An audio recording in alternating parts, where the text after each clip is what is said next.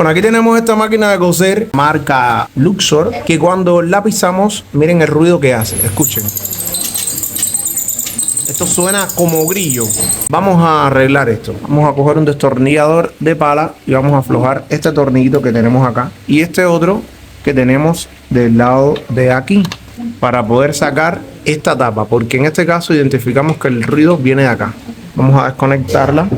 Ya después que sacamos estos tornillitos, esta tapa debe salir hacia arriba, con cuidado. Aquí está, ¿ven? Y hemos llegado a la grillera. Esta es la grillera que suena, ¿ven? Esto está bien reseco, por eso es el ruido, por estar seco.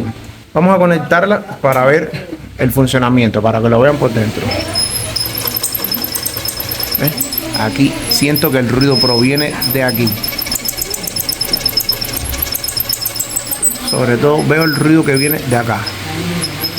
Bueno, lo que vamos a hacer es engrasar estas partes de acá para que funcionen correctamente y deje de sonar. Sacudir todo esto, todo el polvo que vean, lo sacan de su máquina. Aquí encontramos dónde es que está el ruido. Miren, escuchen. Es aquí. En este funcionamiento de acá es donde está el ruidito. Aquí queremos echarle su respectiva gota de aceite. Y si logran encontrar aceite en spray, va a ser mucho mejor, porque van a poder eliminar el problema de una forma más precisa. Bueno, aquí he sacado estos dos tornillitos de aquí y este de acá para poder correr esto para acá con cuidado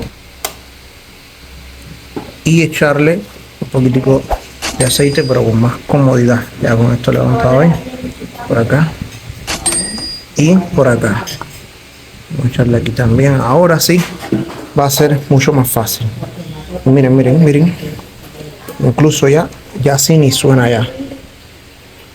Vamos a cerrarlo. Vamos a comprobar si ahora sí funciona.